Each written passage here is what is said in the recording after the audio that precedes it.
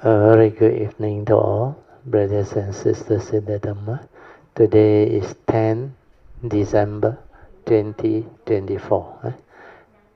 It's a Tuesday class, so we'll be continuing our sharing from this book, the wonderful Dhamma Lotus Flower Sutra.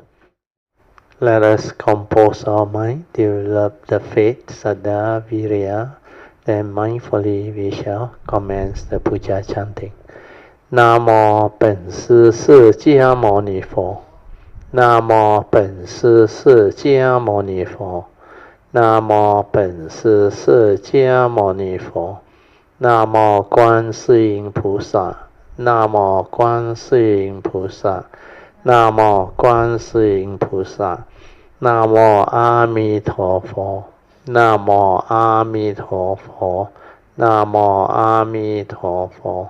南无弥勒佛，南无弥勒佛，南无弥勒佛，南无药师佛，南无药师佛，南无药师佛，南无普贤菩萨，南无普贤菩萨，南无普贤菩萨，南无地藏王菩萨，南无地藏王菩萨。南无地藏王菩萨，南无佛菩萨，南无佛菩萨，南无佛菩萨。อะระหังสัมมาสัมพุทโธภะคะวะพุทธังภะคะวันตังอะภิวาเทมิ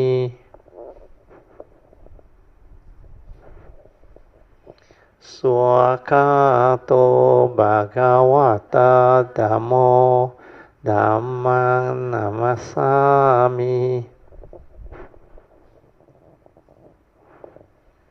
สุปฏิปันโนภะคะวะโตสาวกสังโฆสังฆังนะมามิ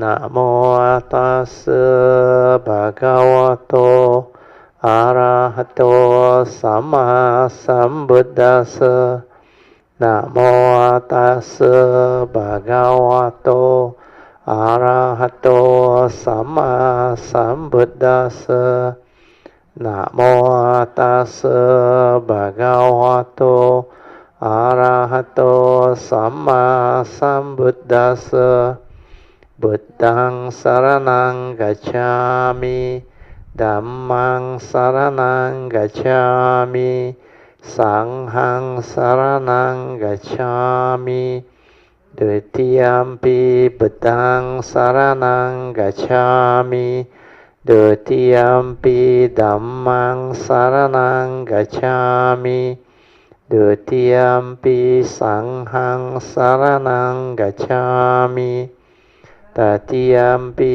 บุตตังสรณังกัจฉามิตติยัมปิธัมมังสรณังกัจฉามิตติยัมปิสังฆังสรณังกัจฉามิปานาติปาตาเวรมณีสิกขาปดังสมาธิยามิอาดินาดานาเวรมณีสิกขาปดังสมาธิยามิกาเมสุมิจฉาจาระเวรมณีสิกขาปดังสมาธิยามิสุมุสาวาดาเวรมณีสิกขาปดังสมาธิยามิสุราเมรยามัจจาปมาดัฏฐานะเวรมณีสิกขาปดังสมาธิยามิ We shall continue our chanting from Padipa Puja onward. Ganna sarapa titena dipena tamadang sina tiloka dipang sambuddhang pujayami tamonudang ganda sambara yutena ตุเปนะหังสุกังหินาปูจาเยปูจานิยังตังปูจาปัจจานะโมตตมังวันนากันดากุโนเปตังเอตังกุสุมาสันตตินปูจายามิมุนินดาสสิริปาดาสโรโรเฮปูเจมิบดังคสุเมนาเนนะปุณเนนะมะเตนะเชโหตุโมคังปูปังเมลายติยตาอิดังเมกายโยตัตตายติวินาสบาวังอาดิวาเสตุโนบันเตปานิยังปาริกาปิตังอานุคัมปังอุปาดายะปาติกันหาตุมุตตมังอาดิวาเสตุโนบันเตปาเลปาริกาปิทังอานุคัมปังอุปาดายะปาติกันหาตุมุตตมังอาดิวาเสตุโนบันเตโภจานังปาริกาปิตังอานุคัมปังอุปาดายะปาติกันหาตุมุตตมัง Now we will chant the Puja aspiration based on our understanding of the significance of all these Puja offerings. Significance of offering of light. May these offerings of light to the Buddha brings forth the causes and conditions to illuminate our mind and help arise the needed clarity and understanding to dispel all darkness or ignorance therein. Significance of offering of water. May this offering of pure, clear, cool water lead us to the pure, clear Dhamma that cools and doses off the fires of all defilements within our mind. Significance of offering of incense. May our morality, virtue, and understanding shine forth far and wide, just like the fragrance of this incense, which we are offering to the Blessed One, who is perfect in wisdom and virtue. Significance of offering of fruits. May this offering of fruits remind us of the Dana Parami of generosity and the fruit of our karma, so that we will diligently strive on with heedfulness to attain the path and fruition soon as possible. Significance of offering of flowers. May this constant offering of flowers to the Blessed One strengthen our faith and constantly remind us of the impermanence of this body, so that we will diligently and sincerely strive on to cultivate Sila, Samadhi, and Panya, leading to ultimate liberation, the born-free Nibbana. Making of overall aspiration.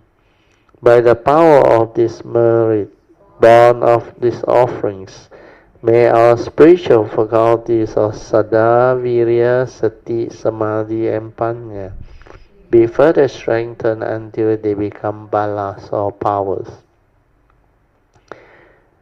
Sharing and transfer merits to all beings.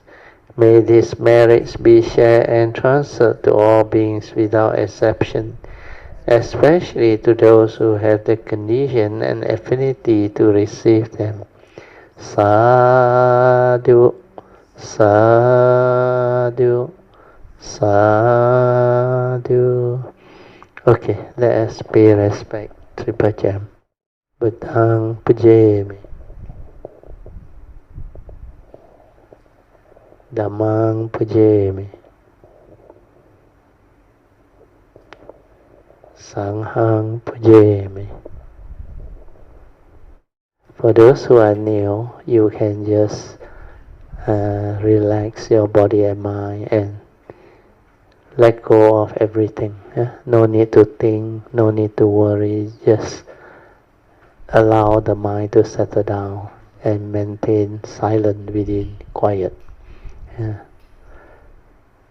For those who have developed some form of training, you must remember the 4 support that will support you to develop the tranquility of mind, the inner awareness within. So what you need to do is you must learn how to relax. Relax completely your body and mind. Feel your body and mind completely relaxed. And no need to know, no need to think. Just relax. Then whatever arises, maintain awareness. Anything that comes to your senses, like your hearing, thinking, smell, taste, tactile, or thought process. Even whatever you perceive through your senses, your seeing, your hearing, your smell, taste, tactile, and thought process. You just maintain awareness. So after you are able to relax, you maintain awareness. The moment you are aware, no need to continue with the thinking. Just aware and finish, silent. Whatever that come into contact with your senses, aware. Then let it be.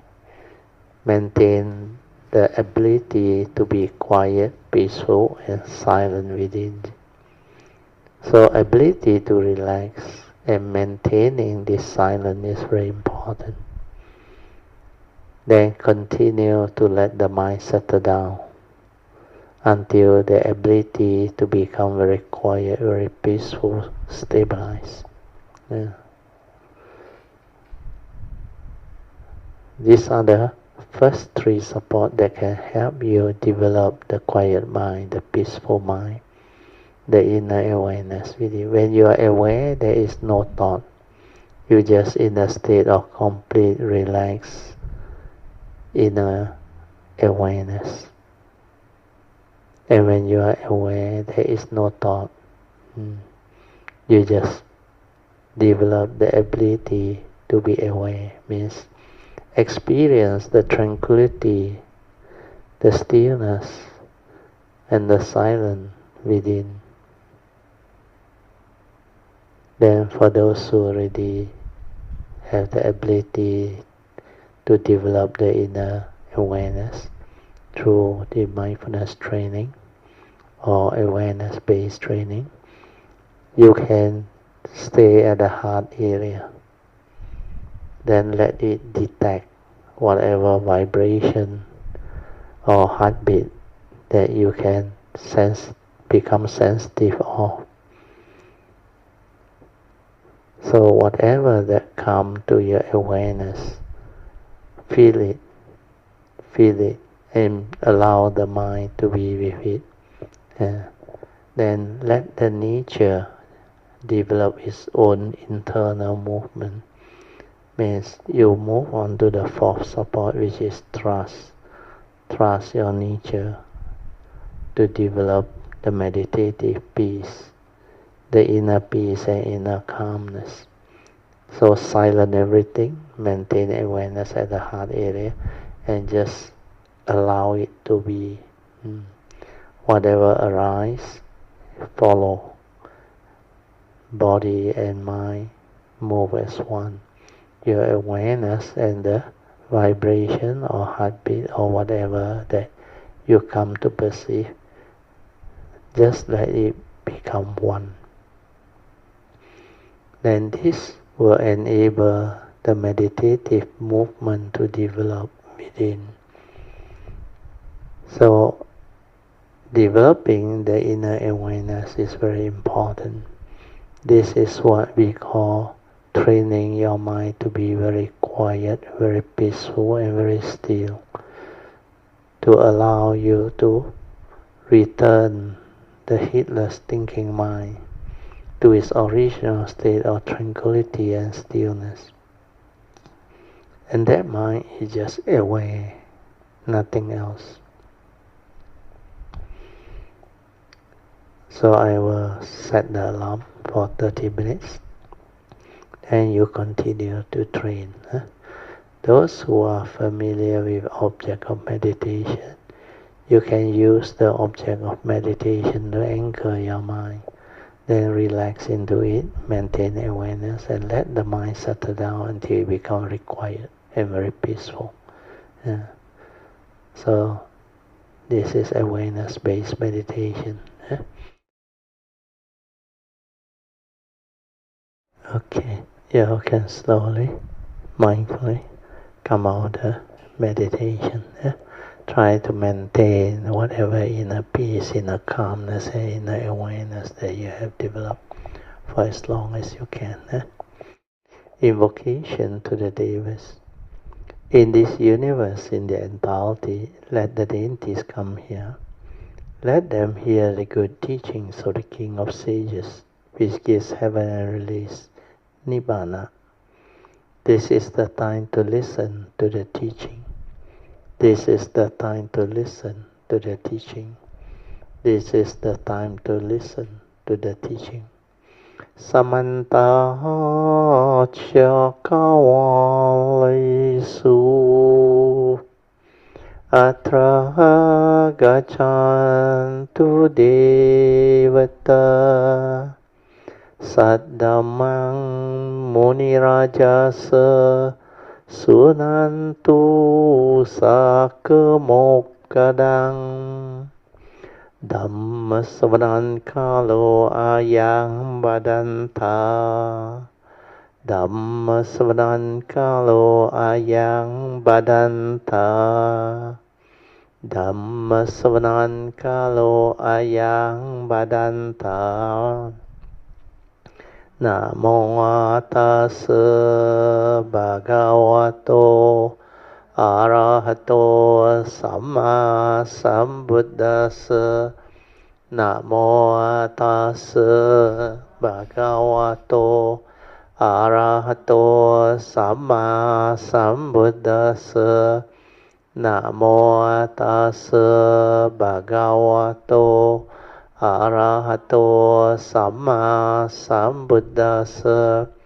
Iti peso bhagava arahang samma sambuddho Vijacarana sampanno sugato lokavidu Anuttaro purisa dhammasarati satta deva manusanang Buddho Bhagavati Swakato Bhagavata Dhammo Sanditiko Akaliko Ehipaseko Opanayiko Pacatang Veditabo Vinohiti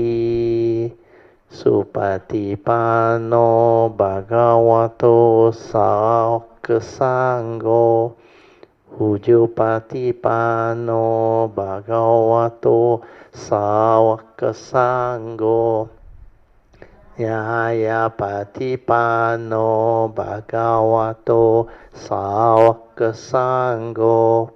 Samicipatipano Bhagavato Sangho Yadidang Chatari Purisa Yukani Atta Purisa Pugala Esa Bhagavato Sangho Ahuneyo Pahuneyo Dakineyo Anjali Karaneyo Anuttarang Punyang Ketang Lokasati Sadhu Sadhu Sadhu. So we'll continue from where we stop. We are at volume 4, chapter 3, a parable, page 228 at the end, I think. This one is based on the new book.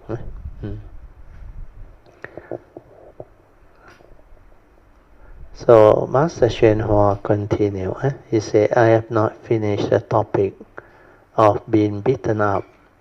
So now I would like to speak a little more.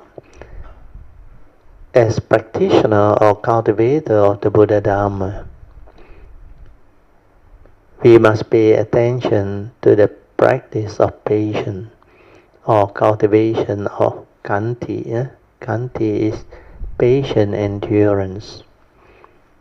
If you overlook it, you will not recognize situations when you encounter them, and the fire of your ignorance will blaze 30,000 feet into the air, burning up all your merits and virtue. As I said before when explaining the Universal Door chapter, firewood gathered for 1,000 days burns up by a single spark's blaze. With one match, you can burn up the firewood you have gathered over 1,000 days. This saying illustrates the importance of patience. So this analogy is quite good. Normally, when you get angry, it's like you have a matchstick. Suddenly, you actually cause the matchstick fire to burn. Then that spark, if you are not careful, it can trigger a very major happening. Just like the example that they have given. The firewood that you have gathered for very long, when you have a match to actually light it up, it can burn. And it can burn until the fire become very, very strong. So what was mentioned is like it can blaze up to 30,000 feet. So here, the analogy of gathering all the firewood over 1,000 days, you stockpile them up, then you burn them. So getting angry, emotional, or fearful, all these are negativity of mind state. They are like the match fire that can trigger off disaster, suffering, misery. So never arise any anger in you. If you don't have the Dhamma, you can be easily agitated or affected by situation. Small thing can make you unhappy, miserable, sad. Then sometimes develop anger, envy, jealousy. All these are negativity of mindset. That's why having patience to maintain your calm mind is very important. When you have patience and endurance, you can confront many things. You can be at peace with all situations. But it's not easy. We are living being emotional.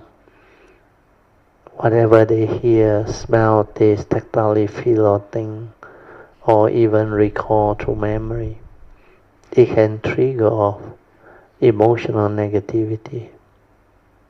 Sometimes due to your ability to recall or recollect the scar of memory. These scars of memory or your phobia, your so-called insecurity, they can trigger off fear, worry, anxiety, sorrow and lamentation, leading to misery, mental suffering. So all these are very important teachings or Dhamma advice. That's why whatever happens, do not get angry, do not fear, do not worry. We have no amount of fear, worry, anxiety, sorrow, lamentation or anger can help you with your problem. You can only resolve your problem amicably through wisdom, through understanding. So no need to worry about things. No amount of worry, fear, anxiety, sorrow, lamentation can help you. All situations need to be understood and resolved amicably through understanding, following the Dhamma way, which is to follow the Noble Eightfold Path.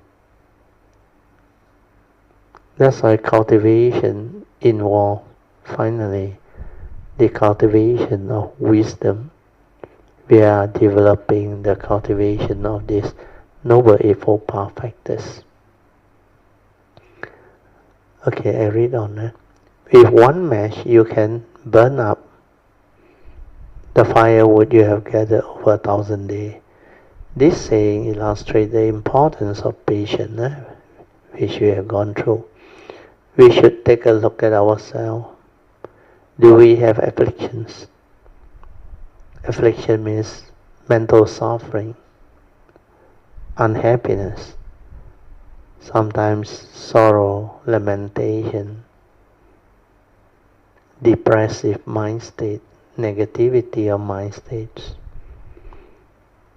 So when you inquire, do you have affliction, you will be able to find out for yourself. But when you are mindful and sensitive, you can know immediately. Even the slightest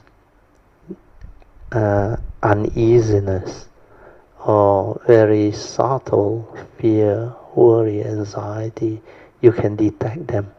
That's why mindfulness is very important. Ability to be mindful is to have the ability to have the silent mind in quiet inner awareness, to be sensitive. Yeah. When you are without thought, you will be in that state of tranquility and stillness. Because without thought, there is no fear, no worry, no anxiety, no sorrow, no lamentation. There is no emotion at all. Because all this emotion, like fear, worry, anxiety, sorrow, and lamentation, they are dependent originating mind state. Because you create thinking, wrong thought, that it will trigger fear, worry, anxiety, sorrow and lamentation. Of course, when you recall or think of happy things, it will trigger off happy emotion, good emotion. Then when you become successful, when you do things well and you are rewarded, you develop good emotions. So ability to sense our emotion or feeling is very important, especially your suffering, your afflictions, things that make you miserable, unhappy. Yeah. So when you are able to check, then you can develop the understanding. The progress comes from being more and more aware, more and more sensitive. Then when you have more and more of this ability to be aware of your mind, you will know how to understand many things and develop a lot of understanding regarding life, existence. Then you will understand the Dhamma easily. I will read on. If you don't have any of this affliction, means you have mastered the teaching, the Buddha Dharma. The Dhamma is the teachings of the Buddha. So Buddha Dharma is the Buddha's teaching. So if you don't have any affliction or problem, which means you have mastered the Buddha Dharma. If you still have affliction, sorrow, lamentation, fear, worry, anxiety, unhappiness, means you have to strive on harder in your cultivation. Affliction should not arise even when you are blown by the 8 winds. They have actually defined it under note 16. But these are 4 pairs of what we call worldly conditions. Because when we go through life, when we live life, we will encounter them. That's why they call it the 8 winds, because there are 4 pairs. 4 pairs of them. So these are the worldly conditions that will manifest. So here under note 16, I will read to you the 8 winds. They say the 8 winds are praise, ridicule or blame. Then here they put suffering and joy. Actually is happiness and sorrow. Then the other one is, how come they put benefit and harm? Now see, gain and loss are the first pair actually. Wherever there is gain, there is loss. And we all often heard of this, what they call zero-sum theory. It's like you play a games of chance or cards or whatever. Somebody will win, somebody will lose. So my teacher have a very good way of understanding this. He said, whatever you have gained, you will finally lose them because you cannot take them along. Then when you are confronted with loss, he said, when you lose something, he said, if you reflect deep into it, whatever loss that you think you encounter is what you have gained before.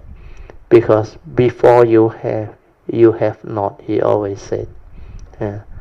Because when we are born into this world, we came with nothing. That's why the famous saying of the Mahayana, Lai Kong, means you came with nothing. Why? When our parents give birth to us, we came empty, nothing. Then when you leave the world, you cannot take along anything. That's why Qi Kong. So whatever you think you have is actually what you have gained before you lose it.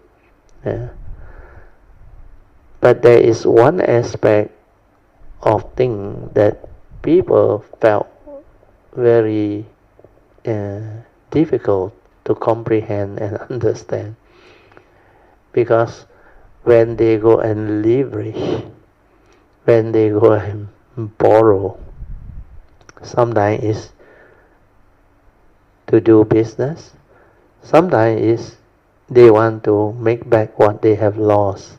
So they go and borrow for loan shark, they go and punt, they go and gamble, bet, casino and all things. Then they lose it. So when they lose that one, of course they will say, I have not gained that money, but I borrowed that money. Actually, borrowing is also something you think you have gained, understand? Yes? You borrow from somebody, and that thing can be a materialistic wealth or money or whatever. Yeah. So whatever you borrow, you have to pay back. Then you go and take risks without proper mitigation measure of understanding whether it's business or what. You go and punt, you go and gamble, you are looking for trouble. Because you not only borrow and have to pay back, if you lose what you borrow, you are going to be in a very bad situation. Because you lose what you borrow, means that become a real debt, no? If you have not lost it, it is still with you, understand?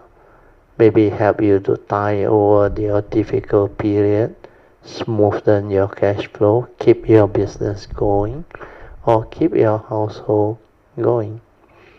Then later on, when you're able to make back the money, then you can pay it back. Yeah? So the first pair of worldly conditions that living being always encounter is gain and loss. So always remember, wherever there is gain, there can also be losses. So gain and loss is a pair, a worldly condition that will manifest. Of course, living being hope to gain materialistic wealth, higher salary, promotion, bonus, and all those things. Then save, earn enough money, build up your wealth, buy property, buy car. Then sometime when you get married, have children, you also gain because you have your children, then your sibling and all that. So these are what we call ownership that came to the individual, what they call living beings, without them knowing. They take for granted. So they develop attachment. They call them my loved ones, my child, my children, my wife, my spouse, my parents, my brothers, my sister, my siblings.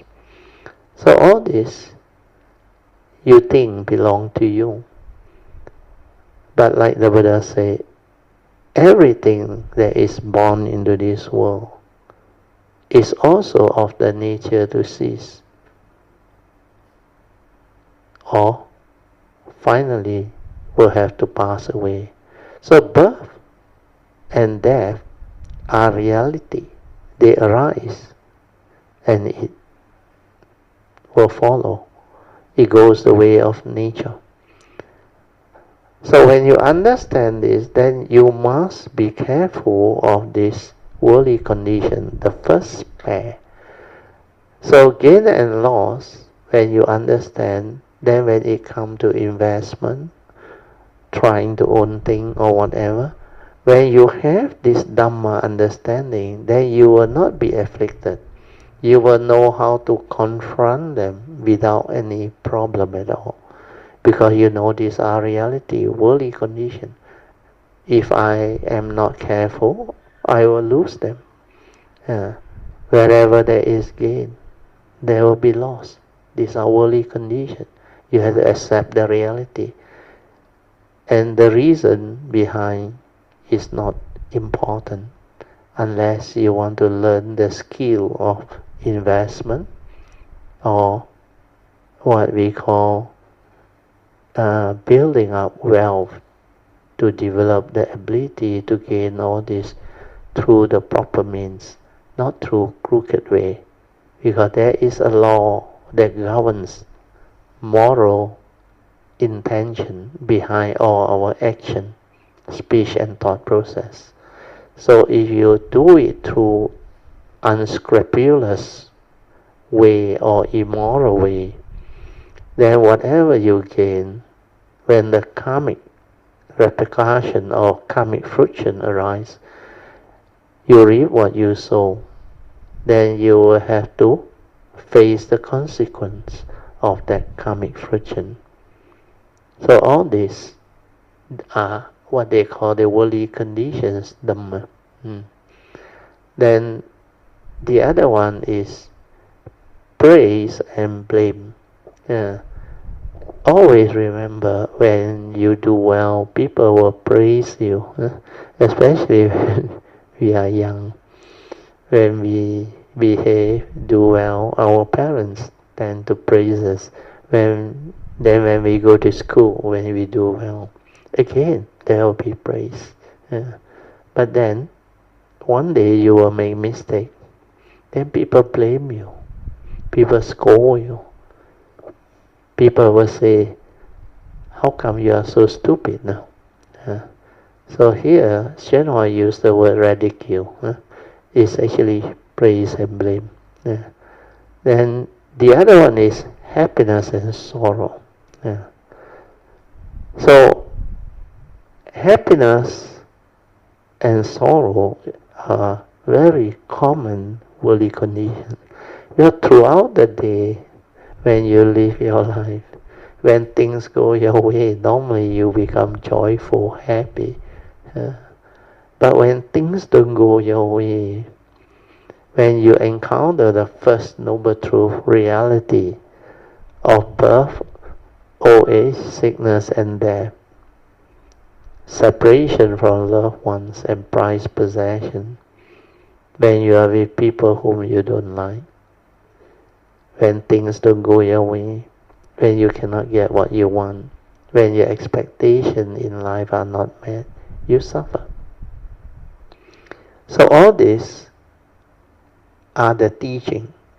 That's why first noble truth of dukkha, or suffering, or misery, or affliction, is a very important noble truth. If you understand this noble truth, then you will understand life and you will know how to live life. Because according to the Buddha, when you go through life, if you live life long enough, you will confront this 8 type of reality which he proclaimed under the first noble truth. He told the monks at that time, or those who came and studied under him, the devotees and the monks, the Sangha community.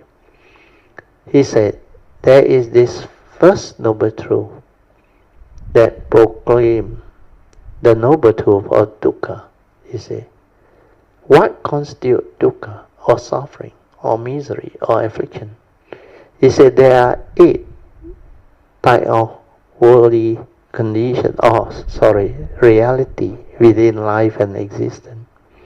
These are reality, not the worldly condition. The worldly condition is different. These are the 8 realities of life and existence. So he said, when you confront them without this Dhamma understanding that he has taught us, you will develop the wrong view. You will attach, cling, grasp, and entangle yourself. That it will trigger mental suffering. And these 8 conditions are relatively easy to understand, except maybe the last one, the number 8 one. The first 4, he said, birth, old age, sickness and death, 生老病死. And these are worldly conditions. These are realities.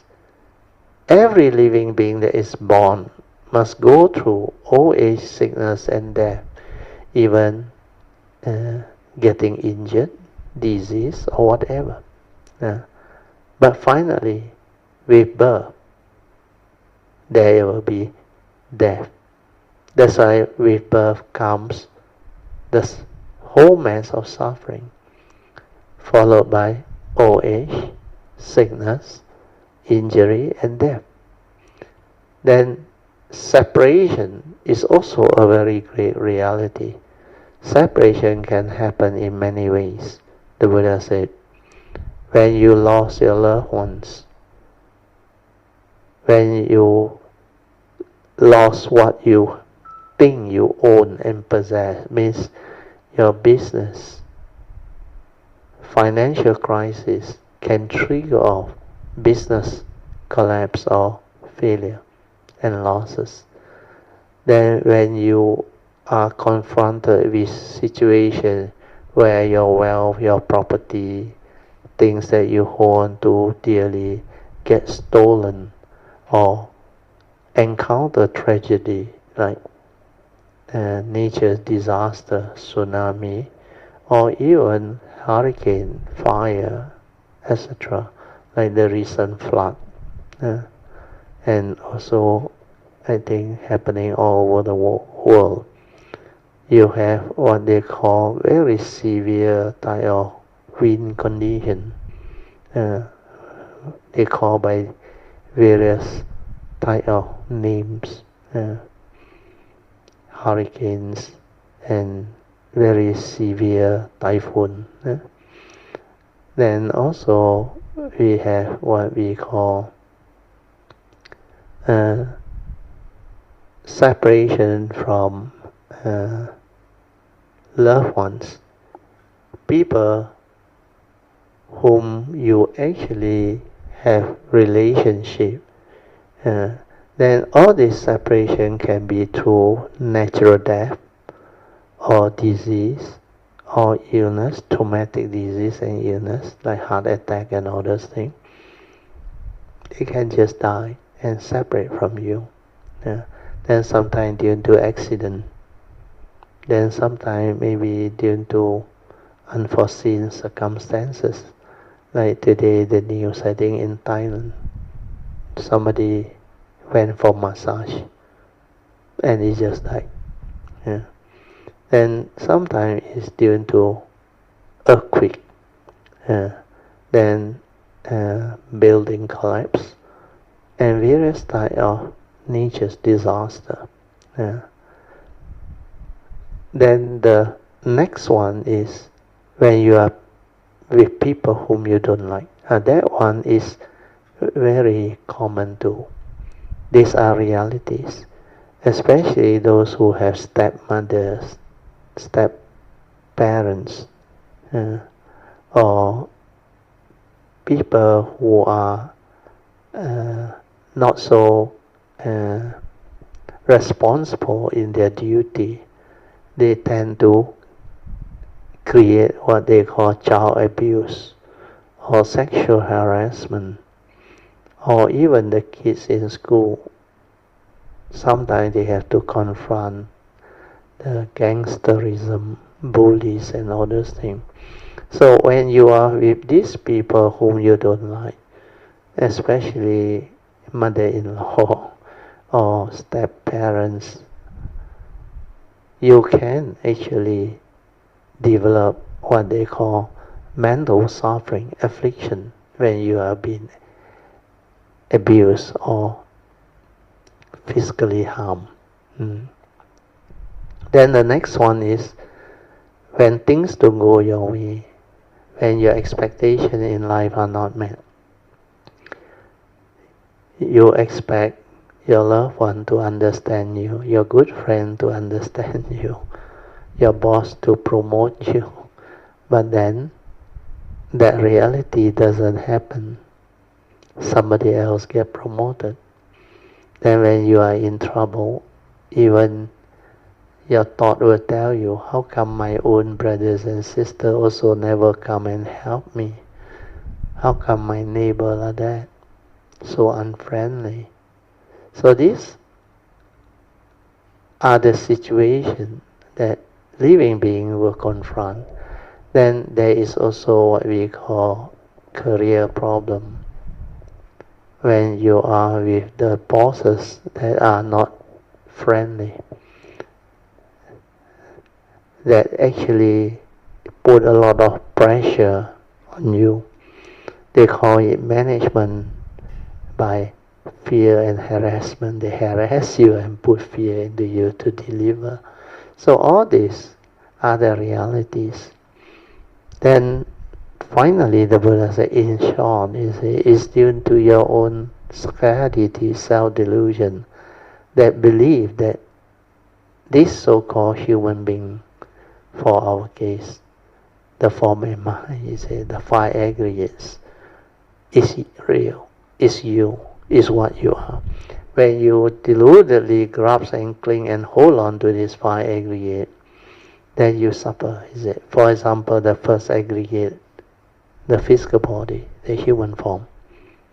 He said, if you think this physical body belongs to you, then you will worry about you getting sick, getting old and die. Then as you go through old age, sickness, injury and death, or pending death, there is a lot of suffering, mental fear, mental worry, anxiety. Yeah. So all this, when you have the understanding of the teaching, then you can mitigate and overcome it through an understanding or through wisdom. Then the other aggregate that we tend to attach is our feeling, our emotion. Then everything we come to perceive. Then all our thought process, our ideology, our thinking, then finally is everything that we come to perceive through our perception or consciousness. When we are conscious of what we see, we tend to grasp and cling onto them. When we are conscious of what we hear, we also tend to grasp and cling. That's why nice music, you get drawn towards it, positive craving. Those very harsh speech or very noisy sound, pollution and all those things, you find it very difficult to endure. Or fearful vibration, howling of the dog and all those things. It triggers fear, worry, anxiety. Yeah. Then some trigger of what they call negativity or mind state, like people scold you, abuse you and all those things. Then when you smell something pungent, smelly or foul, you also have the aversion or dislike towards it. So this duality that manifests from your senses, these are mind states that will bring about like and dislike, pleasant and unpleasant sense experience. So you attach to them, the Buddha say, the five aggregate of form and mind. They are dependent, originating, condition, arising, cause of phenomena, not a permanent, unchanging entity, not you. Feeling is not you, fear is not you, worry, anxiety, everything you come to perceive is just an image, not what you think. It's only consciousness. That's why the whole existence is just a phenomenal world of consciousness. Come and go, manifest, arise and pass away. That's why they exhibit the universal characteristics of impermanent, because it's dependent, originating, condition, arising. That's why it's impermanent. Dependent on condition, they arise. When conditions cease to be, they cease to be. So all this, if you are a cultivator, mindful, aware, you can witness them, see them and understand them. And they go the way of nature. They follow nature's law, the pancha niyamas. If you want thing your way, which is not nature's way, then you suffer. And that is the second universal characteristics of suffering. Because it's impermanent, it will lead to suffering. You cannot see things as they are and accept the reality for what it is. If you want things your way, which is not nature's way, you will suffer. And because it's impermanent, not a permanent, unchanging entity, that's why it is empty, not real, not what you think, anatta, or non-self. there is a being, but it's not a permanent, unchanging entity. It's not you. It is karmically conditioned out for us to come to this existential world,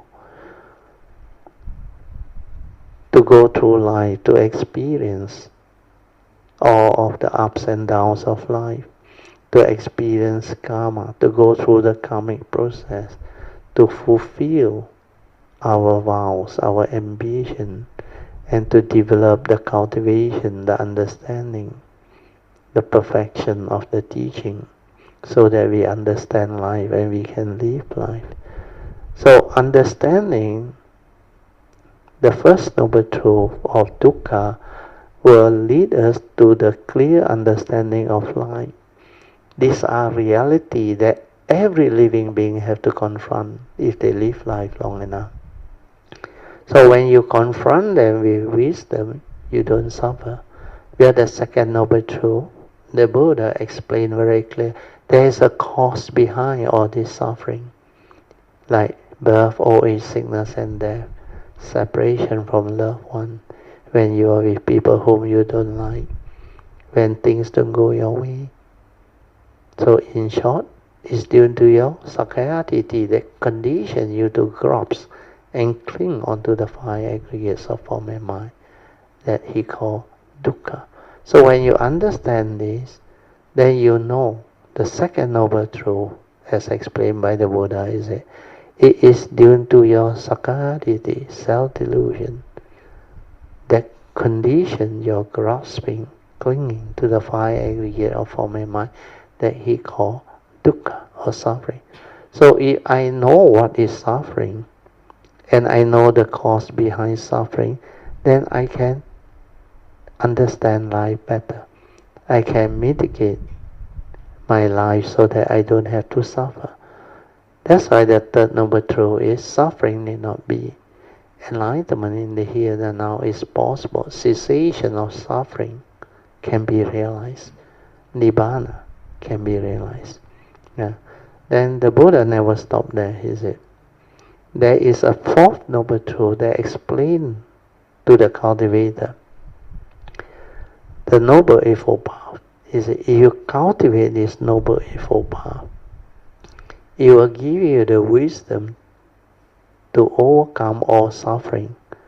It will lead to the end of all suffering. This is the meditation, as taught by the Buddha, that can lead to the wisdom to allow you to free your mind, to liberate your mind, so that whatever happens in life, in existence, you are always peaceful, happy, joyful, even while confronting death or poverty or whatever. It will not affect you if you have the Dhamma. But that is life, that is the reality. Condition like that, things will be like that. Whatever that is born is of the nature to also cease or pass away.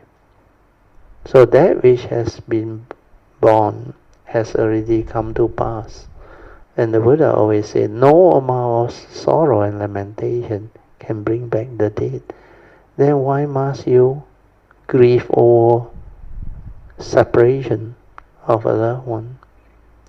These are reality that everyone have to confront as long as you go through life long enough.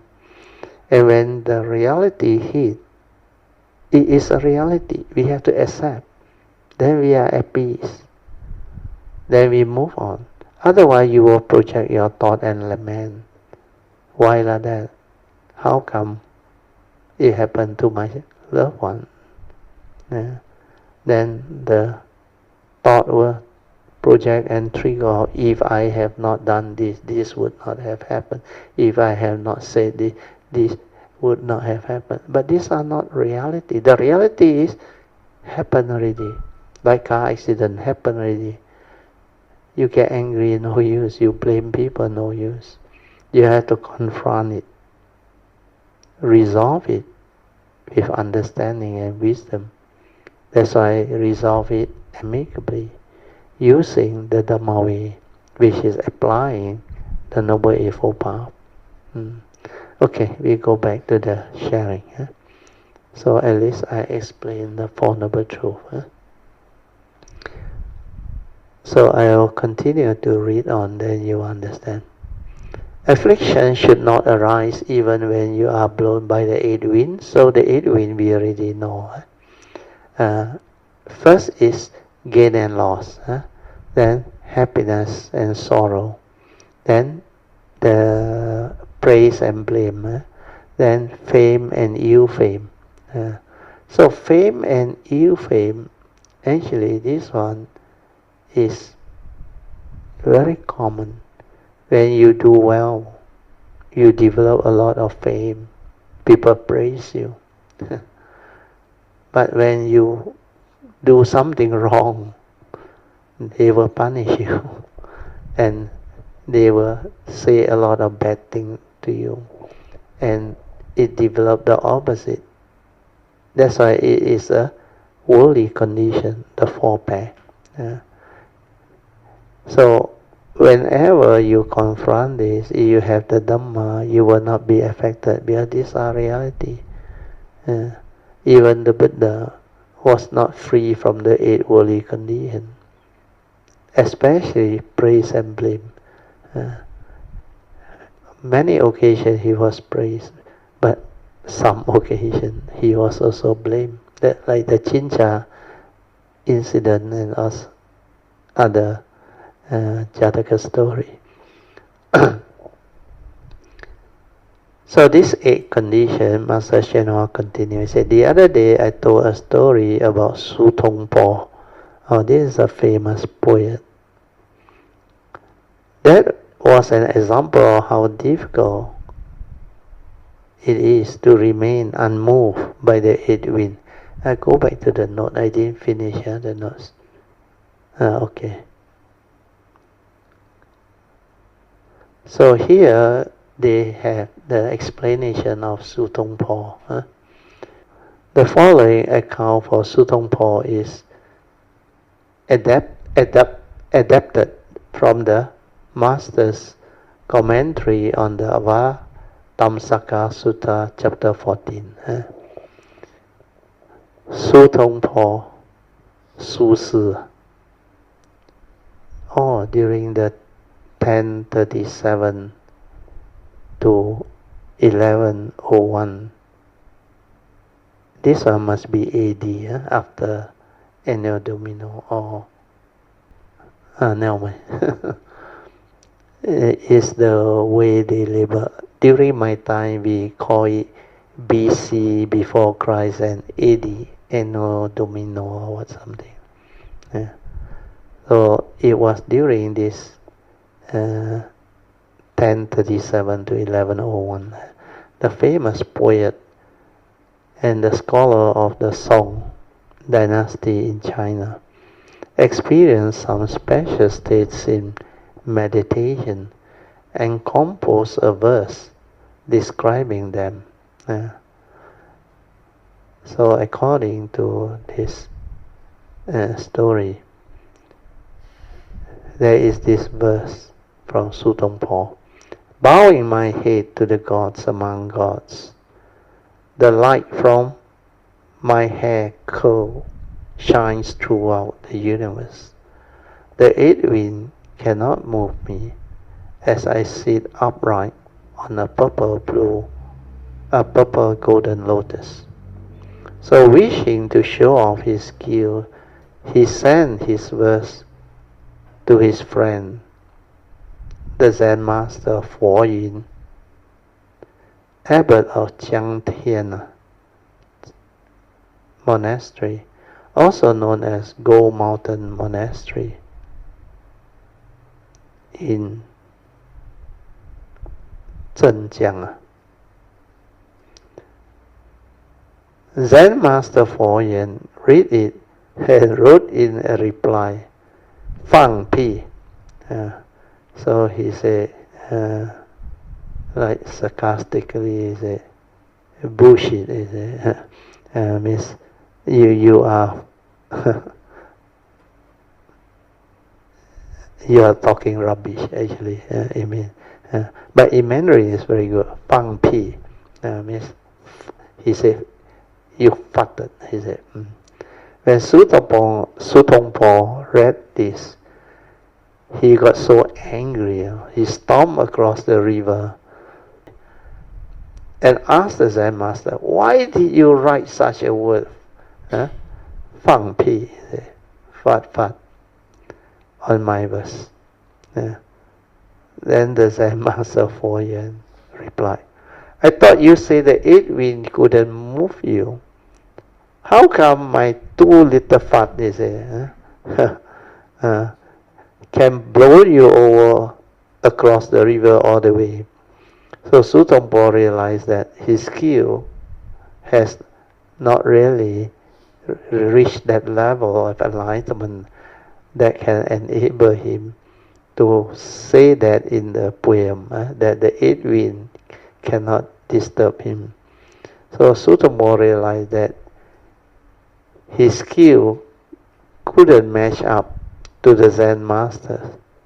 So he quickly bowed to the monk and returned home to continue cultivation. That's why through your senses you can be provocated, and when people say you bullshit, why you cannot take it. So the anger is there, the fire is there, then you become emotional. That's how you can be affected. So from that joy and happiness, you become unhappy when being criticized, because the personality, the ego, manifests. Okay, so now we read on. That was an example of how difficult it is to remain unmoved by the 8 wind. Not to mention the 8 wind, if the air in a mere breath can cause you to lose your temper, then you still have a lot to learn about the Buddha Dhamma. When you have no more afflictions, you will have obtained the benefits of the Buddha Dhamma. This is extremely important. That's why you need wisdom and mindfulness to be sensitive.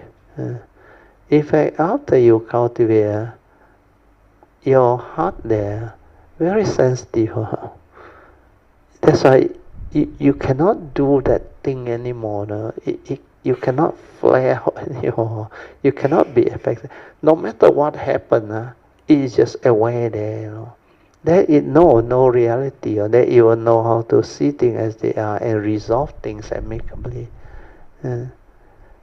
Even in the midst of calamity or whatever, when you have the cultivation, it will not disturb you or affect you. Where you have that wisdom, the clarity, the Dhamma that explain to you that all this is not what you think. He know you, he know me. That everything is dependent, originating, condition, arising, causal phenomena, come and go, as real it can be. It's only a thought, arise and pass away. And the thought is not you. The thought is dependent, originating. Then who are you? What are you? That nature within cannot be owned. That's why you are nothing. You are nobody. But that mundane mind or the thought process, that one is subject to karma. That's how life become complicated. Existence become complicated. So inability to comprehend all this can trigger fear, worry, anxiety, sorrow, and lamentation, or basically is suffering. So here, Shenhua say, when you have no more affliction, you will have obtained the benefits of the Buddha Dhamma. Is very true. That's why he said this is extremely important.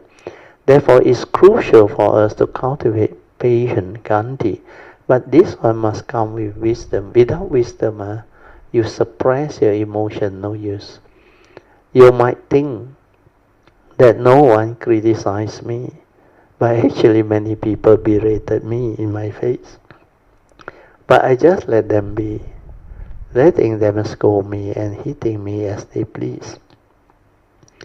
There was a person who often came around and bullied me until there was nothing I could do but bow to him. And he was one of my disciples, according to Hsuan. I bow to my disciple. Now that's unheard of from ancient to modern time. But there was nothing that I, as his teacher, could do.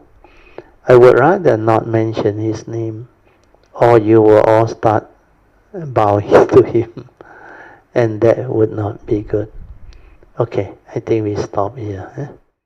Now we come back to the second session. But before the second session, I got something to add.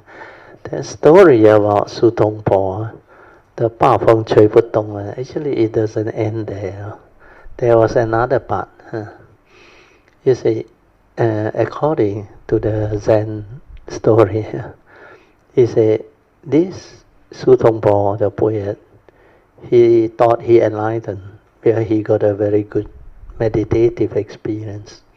Then, like what is described, he's like, there is a ray from the forehead here, the radiate the entire universe, and all the gods, Devas, all they manifest, and like he can see them all.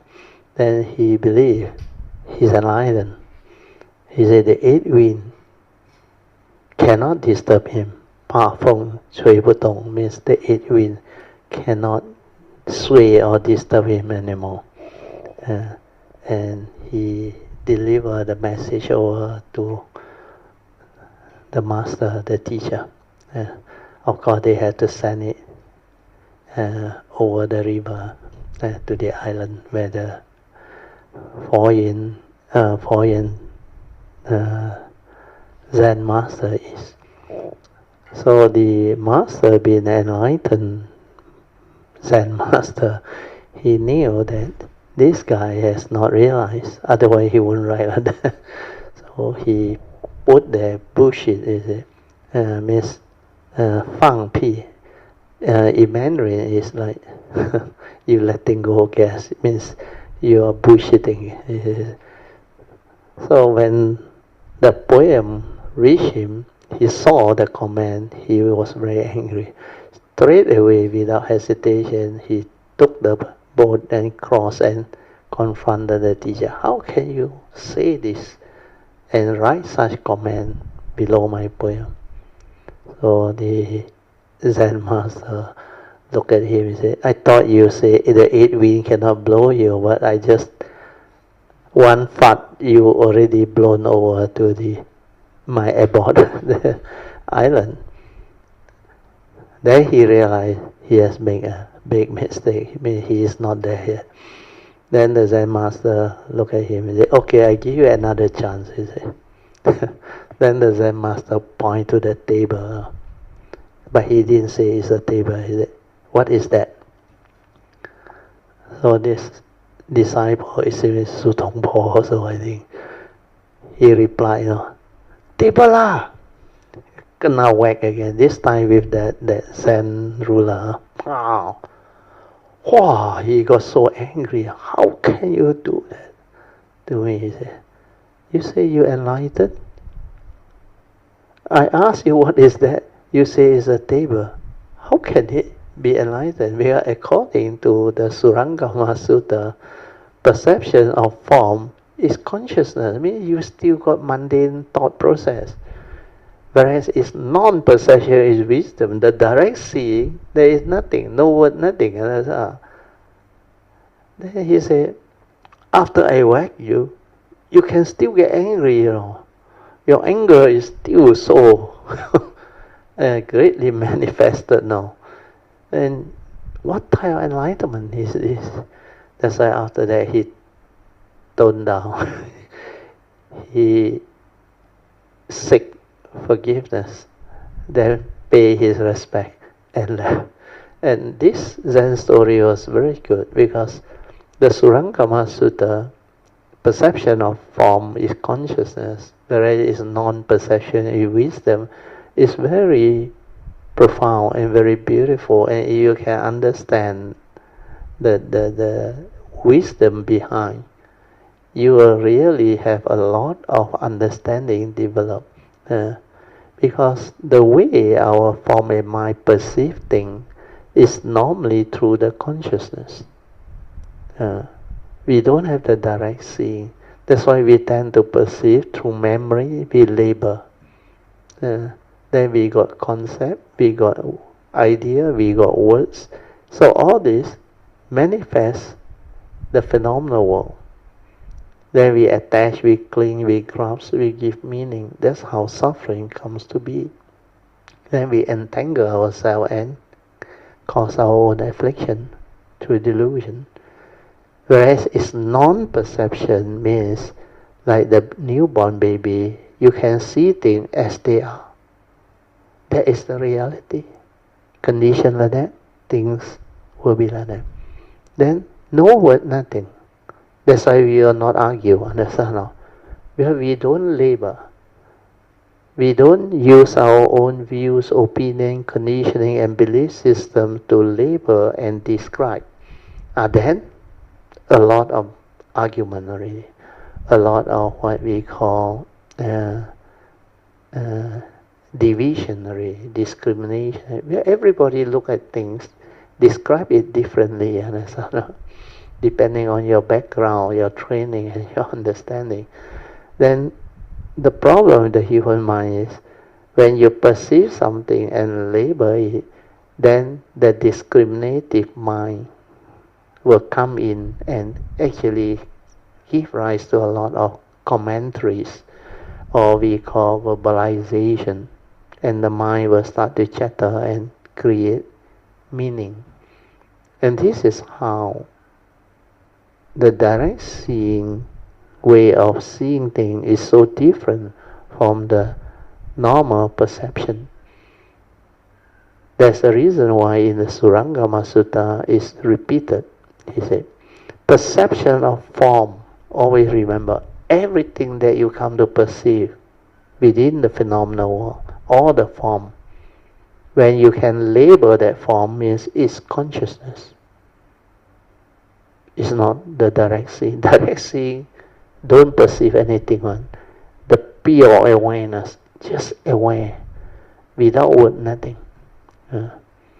So whereas it's non-perception means through the pure awareness nature, the direct seeing can see things as they are without the words, without the concept. Then the views, opinion, conditioning and memory will not come in and interfere. Then everybody who has that ability to see it that way will have the same understanding. No matter how you describe it later using what word, if you see means you see, where you will know. That's like 看山是山. Then second stage, 看山不是山. Then when you go back to normal, again, go back to normality, 看山又是山, means the third level of seeing is beyond duality. It's the suchness seeing. Because the first level of seeing is mundane seeing. Because mundane people see mountain as mountain. Then the second level is the enlightened beings direct seeing. It's like 看山不是山, because no word, no concept. They see things as they are. Then if you have that third level of seeing, 看山又是山, after you transform beyond the first and second level of seeing, then at the third level of seeing, you become normal again. That's why suchness seeing. 看山又是山 means whoever come to you, whether he say he see mountain or he don't see mountain, you can agree. Where you have returned to normality. Means suchness seeing. Seeing things as they are. Okay? Now we open up for second session. So anybody wants to come in to report your meditation, or to do your Dhamma sharing, you can come in. Or you got any question, you can ask. Yeah, let Alicia come in. Kenny, 你要问老师什么 question 吗？你要问you can ask Kenny. You don't worry. Anything you want to develop as understanding. Well, this Buddhist teaching, 他英语懂吗？不懂啊？哦，他的 English not good 啦。Okay, don't worry. Alicia can explain to you. 你有听过佛法吗？四圣谛没有听过Then Alicia must do the explanation more, where he is totally new to even the teaching. 这个就是佛陀的教导，他们 call it 佛法啦，法你懂了法，所以佛陀的法就是佛法了，and 它能够让你了解一切生命的understand life is called 应该说是如果我们懂得佛法，我们就知道怎么样的去生活，生活就不一样了，不会因为小小的事情而起很多的烦恼。对就这样。我 Brother maybe 我做 sharing. Okay, you do your sharing first. Take a break. Yeah, no problem. Actually, Brother, 当我第一次来 Brother 这边，我也好像 Kenny 这样，什么也不懂，英语也不懂，因为毕竟我从来就没有听过什么是佛法。但是随着 Brother 的 guidance 一步一步的就去理解我们生活里面很多的点点滴滴，所有的烦恼都是源自于我们自己的一个念头或者一个想法，因为我们不知道我们想要的所谓的我们想要的其实跟 reality 是不一样的，现实里面很多我们所追求的东西其实是不现实的，只是一个梦幻罢了。Yes. 很多时候我们想着其实我们已经拥有很多了，可是我们还在追求对，拥有了太多的到最后我们心里面还是空空的，就是比方说以前我也是很追求什么名牌啊什么但是纵然你有那些名牌，但是心里面还是空荡荡的，因为你没有真正实的明白到所谓的生命的意义啊。对，生命就是我们应该去理解我们这个所谓的 form and mind 应该的怎么样的去这个色身应该的怎么样的去应用它，所有的念头我们要怎样的去面对它，就慢慢的你就理解到那个念头就是这个一个念头，对你根本不用理会它就是慢慢的当然我可以讲说 Brother 讲的法是因为他在就是要融入生活里面嘛，所以我就做一个我最近的一个我的 cultivation， 就是我经历很多的，就是我又要顾就是我要顾我的我的女儿的东西，然后我又要 plan 我的那个旅途的 schedule， 然后又要加上很多的因素，所以在里面你会看到就加上我的那个 farmhouse 的东西嘛，所以3-4样东西在一起，还有加上一点点的工作，就你会觉得哇，好像满脑子的东西就在那边。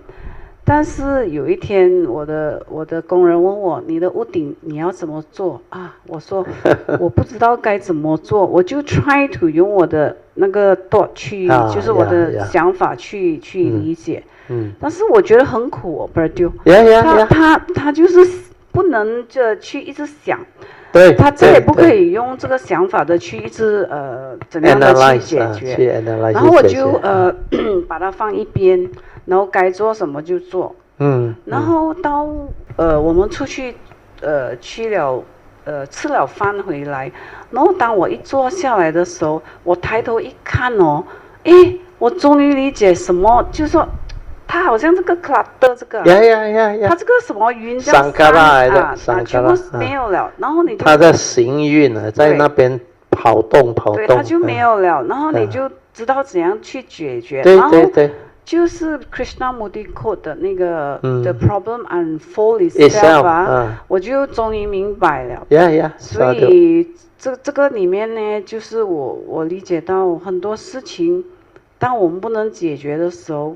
Of course， 我不能说我不能解决我就丢开它，不是，你暂且把它就是，you know， 静下来，然后慢慢的去解决。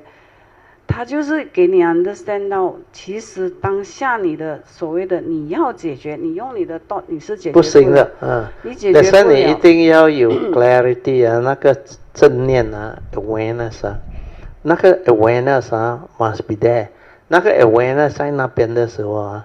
你就能够看到清清楚楚，是吧 ？Otherwise 啊，你去 worry 的时候啊，你去烦它啦，你去 create fear 啦，恐惧啊，或者不要 all this cloud your mind one 哦 ，actually 迷路，开拓你的那个 nature 啊，让你好像啊 lost in thought 啊 ，lost in the emotion 啊 ，worry 啊，你去烦哦 ，instead of面对它，接受它 ，then resolve it 啊 ，resolve it 就，解决问题啊，instead of 解决问题啊，你去抓住它呢，你去烦它，去 worry about it 去来attach to it and give it a lot of 那个 wrong thought 啊。你 create 那个邪念啊 ，which is not conducive for your understanding 啊，比如你没有静下来啊，你看不到的。And human being 的 problem 啊，众生的烦恼、苦跟问题跟 affliction 啊 ，comes about because they hold on to the problem， 他没有解决问题，他没有那个 contentment 啊，知足啊。like if you don't have contentment, then you always 有那个嗔恨心哦 ，you always want to compare， 跟人家比啦，为什么他们可以买名牌啦，为什么我不能啊？为什么我的父亲这样呢 ？So all these are your wrong thought, creating your own affliction and suffering， 因为你不懂得怎样去用那个。思想啊，那个念头啊 ，it's only a thought， means what？ 那个念头啊 ，arise and pass away means arise and pass away in Mandarin called 生灭 ，it's only a thought no， means 一个念头罢了，现起来 ，then 灭掉 ，but 为什么？众生会无明到 like allow the thought to have such power over you， 能够弄到你这么辛苦，这么苦，这么多恐惧 fear worry anxiety sorrow it's only a thought who give that thought that power because living being through their own delusion 执着没有那个 clarity of mind， 看不到那个五蕴是空性的，看不到那个 universal characteristic 无常、苦我。Because of that, they get themselves entangled through psychiatry, self-delusion。那个你我相啊 ，become very aggressive。And 那你我相啊，它会去 cling 的，它会去 grasp 的。And 你有了你我相啊，那个贪嗔痴就现出来了。Because when the ego arises, the personality arises, you believe you are real, you exist. So this personality will make you want to own things, want to have things, want to grasp onto things, and develop all the delusion. So what you do is the greed, the selfishness, the craving, the desire, the lust, all manifest from there, because you believe you exist, you are real. And 这个就是佛法讲执着，执着 is grasping, clinging, craving, desire. 你了解了佛法 actually think is just the way it is. 那个是真谛 the reality. The reality 是因缘法嘛，因缘和嘛。Whatever that arise, there are causes and conditions behind. Just like the Dhamma Sharing say, 一切有为法，如梦幻泡影。Because within our existential world, conditioned world, everything is dependent originating or condition arising. There is a conditioned world. Dependent on condition, they arise. When conditions cease to be, they cease to be. When condition continue to sustain itself, it continue to sustain itself as if it exists, it's real. But when condition cease to be, it cease to be. So if it's such, then why do we deludedly grasp and cling? Where everything is dependent originating, condition arising, cause of phenomena. That's why in the Mahayana teaching, under the Dhamma Sutta, 金刚经, that 4-line stanza is very good. 一切有为法，如梦幻泡影，如露亦如电，应作如是观. Because everything within the conditioned world is dependent originating, condition arising phenomena. And because it is like that, that's why it is not a reality, not what you think. So the stanza that says 如梦 means dreamlike. 幻 is illusion. Then 幻想的幻. Then 泡 is bubble. Like the feeling. Pop gone, like a bubble, burst, gone. Then like a shadow that never leaves you. So all this got no reality. That's why it's dreamlike, then illusionary, then it is like a bubble and a shadow. Then sometimes it lasts longer, sometimes it's very fast. 如露亦如电 means like a morning dew. It may last for a while, but when the sun rises, the dew is gone. Or it's like a lightning flash. It's gone already. Moment to moment, it's gone. Just like what we have gone through. The only reality in life is the present moment. The past is already gone, not a reality. Future yet to come, also not a reality. So the only reality in life is the present moment. But we have to be mindful of the present moment. When we are mindful of the present moment, we ask ourselves, what is the present moment? The moment you talk about this moment is dead and gone, understand not? Yeah? The present moment is moment to moment, life passes by. And that is the only reality. What are you doing? If the present moment also is so transient, understand not? Arise and pass away. Arise and pass. And this is the only reality. So how real can life be? When you see this with your awareness, 正念, you will wake up. Then you realize every moment is just a thought. Arise and pass away, arise and pass away. And all these thoughts are dependent originating, condition arising, cause of phenomena. That's why you will see the Paticca Samuppada, 十二因缘法. Then you will understand clearly who are you, what are you, and how you function as a human being. And from there, you will awaken and you will understand life deeply, clearly. And through the awakening, you become different, you become transformed.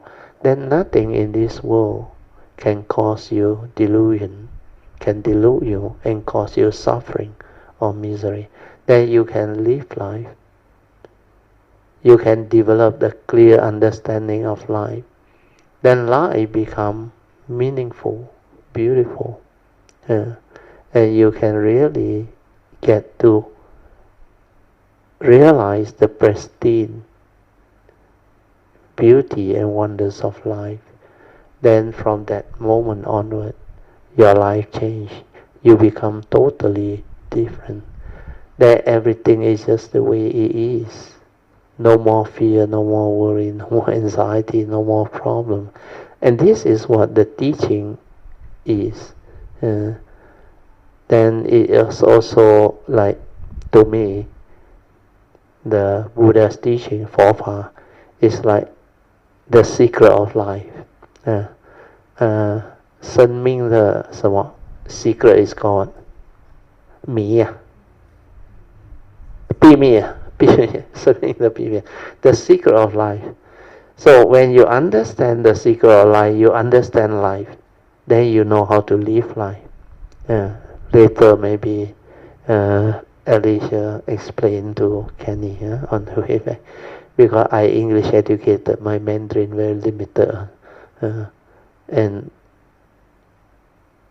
I find it not easy to put into words because of the limited vocabulary. But those that I heard before and I used before, I can use it to explain and hopefully make it clearer for people. That's why this segmented life mission is to help the English educated one mainly. But I have to know a little bit of Mandarin so that I can interact with people who use Mandarin. Because there are also many, like Alicia's case, and quite a number, I think, they are more fluent in the Mandarin language because they are from Chinese school, I realize.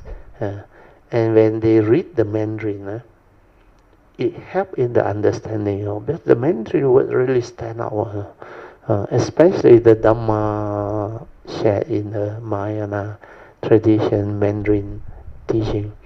They really stand up. Then if you develop the real cultivation, you can really awaken, and it become like so clear. Although I English educated, but very funny.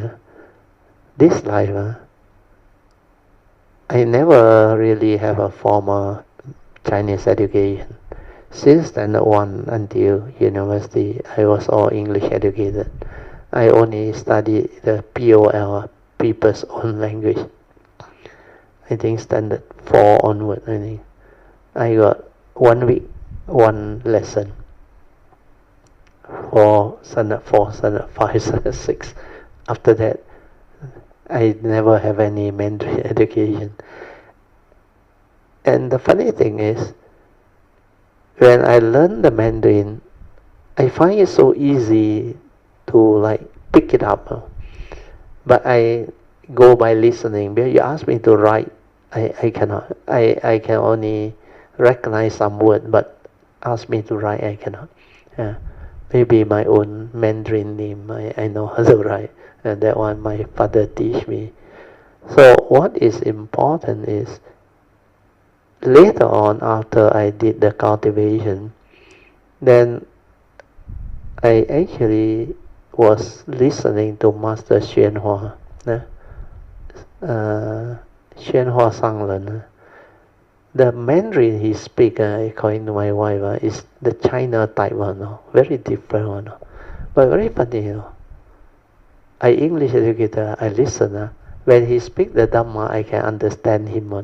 Very funny. And I like very attentive, like there is a lot of Dhamma inside there, and my nature can like understand, and you just go in like that. That's why some of the word I use is I heard from him. So all this, hopefully, it can help those Mandarin educated one to develop clearer understanding. Very good. Alicia, you continue. 还有10 minutes. Yeah, Brother. 其实，在生活里面要就看到你的功夫。对。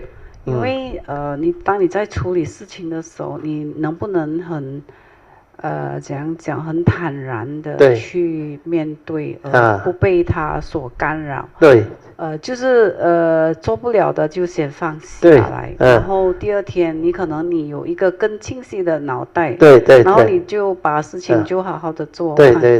这个是我想在这个磨练里面呢，我要学习到的东西，而不会说事情太多搞到你很乱。不会的，因为这样子你有了那个佛法的 understanding and 正念你 you become different 你整个人来那个脑袋上面很轻松的，没有东西能够烦你让你 worry 不会的，你有 clarity， because 那个正念真的它是 without thought 没有念头了，它是一个正念来的an awareness and the awareness is the true mind 真心and the true mind has the ability to see things as they are 因为你没有那个 worry 啦 anxiety 啦 the analysis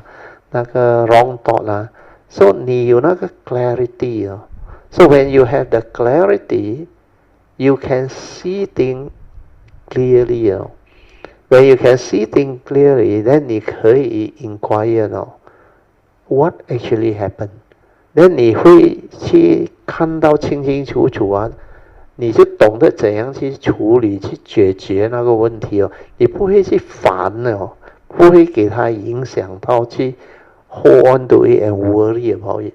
That is the big difference between the cultivator and the non. The non-cultivator will hold on to the problem, hold on to the wrong thought, the mental, and say, "This is my problem." 这个是我的问题。Actually 没有问题的。